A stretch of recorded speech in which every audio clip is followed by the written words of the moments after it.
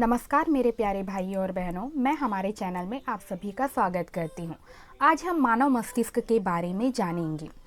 हमारा मस्तिष्क जो होता है वह शरीर की सभी जैविक क्रियाओं का नियंत्रण और समन्वय करने का कार्य करता है, जिसके अंतर्गत सांस लेने से लेकर हृदय की गति तक को समन्वित और नियंत्रित करने का कार्य जो है वो मस्तिष्क करता है।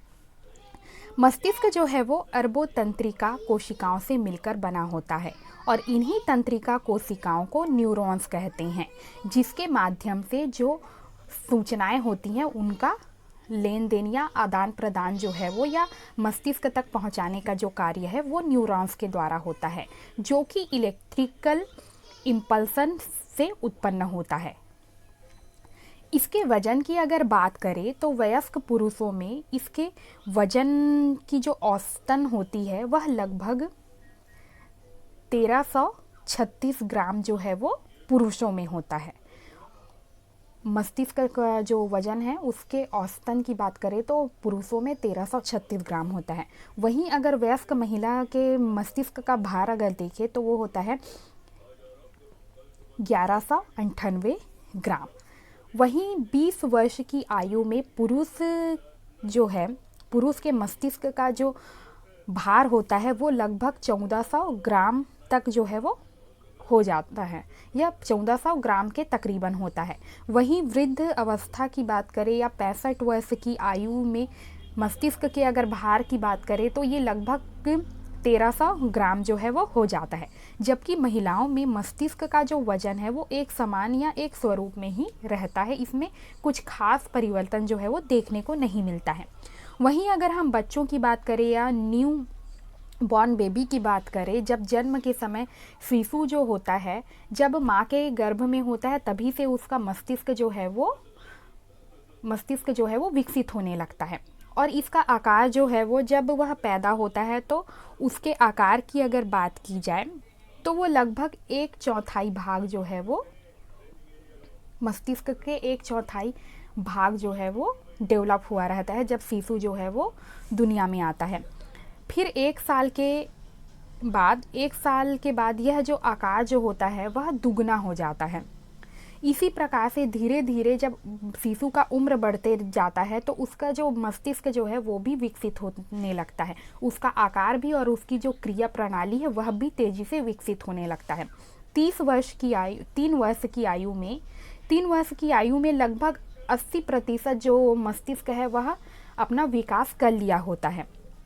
जैसे जैसे उम्र बढ़ता है वैसे वैसे फिर 5 वर्ष की आयु में हम ये कह सकते हैं कि जो मस्तिष्क जो है वो 90% तक जो है वो विकसित हो जाता है और उसके जो कार्य करने की प्रणाली जो है या उसके सोचने की प्रणाली है वह तेज़ी से वृद्धि होने लगती है। अब हम मस्तिष्क के भाग के बारे में बात करेंगे। तो मस्तिष्क का जो होता है वह 3 भाग होता है और मस्तिष्क का जो हम संरचना देखें तो इस प्रकार से उसकी संरचना होती है, जिसमें मुख्य क्या होता है, spinal cord, brain stem, cerebellum, cerebrum और सेरिब्रेला हेमिफेरस। इस प्रकार से जो मानव का जो मस्तिष्क है वो इस प्रकार से संरक्षित रहता है या यह उसका बाह्य रचना है। अब उसके भाग की अगर बात करें तो वो मस्तिष्क का जो है वो मुख्य 3 भागों में बांटा गया है मस्तिष्क को, जिसमें से अग्र मस्तिष्क के अंतर्गत आता है प्रमस्तिष्क, हाइपोथैलेमस, घ्राण पिंड और डायनसेफेलॉन।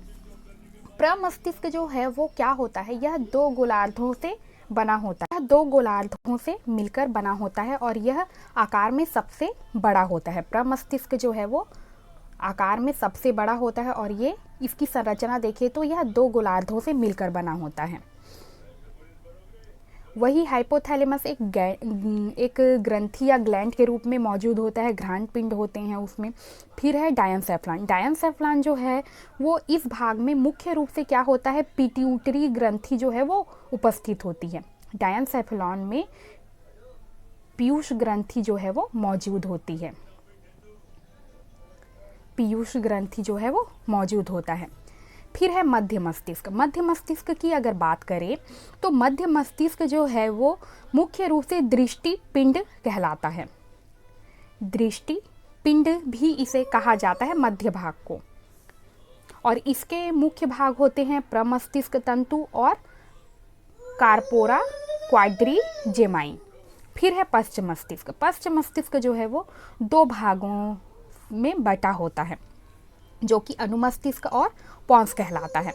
अग्र मस्तिष्क की अगर बात करें, कार्यविधि की अगर बात करें मस्तिष्क के भागों की कि कौन सा क्या कार्य करता है, तो अग्र मस्तिष्क की अगर हम बात करें तो अग्र मस्तिष्क जो है वो मुख्य रूप से सोचने के लिए जिम्मेदार होता है। ये हमें सोचने, हम जो भी हम सोचते हैं हमारे दिमाग में, वो मुख्य रूप से अग्र मस्तिष्क का कार्य होता है, यह मुख्यतः सोचने का कार्य करता है। वहीं अगर प्रमस्तिष्क की बात करें तो प्रमस्तिष्क जो है वो मस्तिष्क का सबसे बड़ा भाग होता है। प्रमस्तिष्क मस्तिष्क का सबसे बड़ा भाग होता है और ये बाहरी क्रियाएं जैसे पढ़ने, रीडिंग, पढ़ने, सोचने, सीखने, बोलने, मांसपेशियों की जो गतिविधियां जो होती है वो मुख्य रूप से प्रमस्तिष्क के द्वारा होता है। जैसे हम हाथ हिला रहे हैं, हम चल रहे हैं, इस प्रकार की जो गतिविधियां होती है, मांसपेशी गतिविधियां, वो मुख्य रूप से प्रमस्तिष्क के द्वारा किया जाता है और जिसके अंतर्गत पढ़ना है, लिखना है या बोलना है, ये सब प्रमस्तिष्क के द्वारा होता है। साथ ही इसके अंतर्गत क्या होता है कि स्मृति है, निर्णय लेने की शक्ति है या तर्क शक्ति है, भावना है, चिंतन है, ये सभी प्रमस्तिष्क के द्वारा होता है। किसी भी चीज़ को हम याद करते हैं या तर्क लगाते हैं या हम भावनात्मक जो सोचते हैं वो मुख्य रूप से प्रमस्तिष्क के द्वारा ही हम ये सोचते हैं।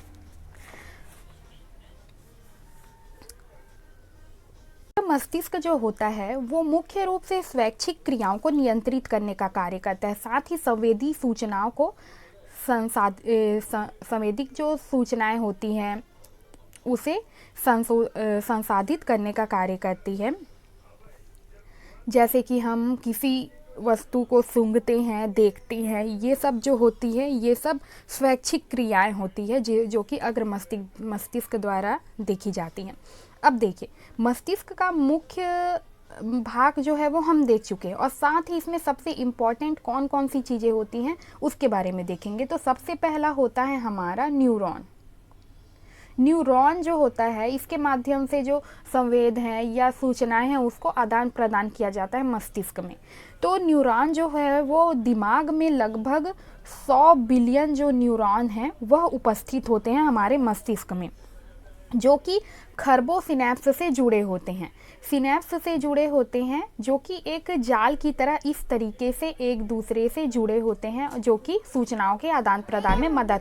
न्यूरॉन जो है वो अलग अलग गति में गतिमान करते हैं। जितने भी मस्तिष्क में न्यूरॉन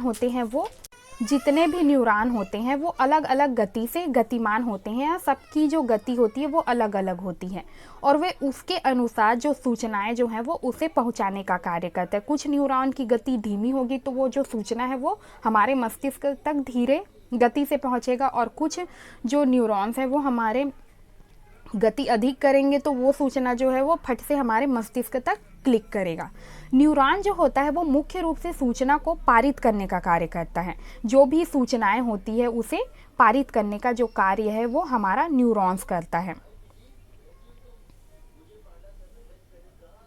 सूचनाओं को पारित करने का कार्य करता है, जिसमें लगभग इसमें 250 मिली प्रति घंटा 250 मिली प्रति घंटे का समय लगता है किसी सूचना को हमारे मस्तिष्क तक पहुंचाने के लिए एक न्यूरॉन को। अगर न्यूरॉन की गति धीमी है या फिर ज़्यादा स्पीड है तो स्पीड में वह इससे और ज़्यादा कम समय लगा सकता है। लेकिन जो धीमी से धीमी न्यूरॉन्स है उसकी अगर गति की बात करें तो सूचना को पहुंचाने के लिए उसे लगभग 250 मिली प्रति घंटे का समय जो है वो लगता है हमारे मस्तिष्क तक पहुंचाने के लिए।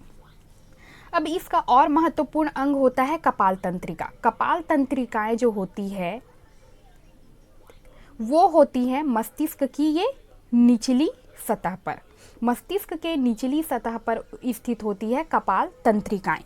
ये क्या करती हैं, जिसमें कि क्या होती हैं, यहाँ पे हमारा रीढ़ हड्डी जो है वो इस तरीके से हमारे रीढ़ की हड्डी जो है वो इससे जुड़ी होती है, जिसमें लगभग 31 तंत्रिका तंत्र के जोड़े जो हैं वो यहाँ पे उपस्थित होती है।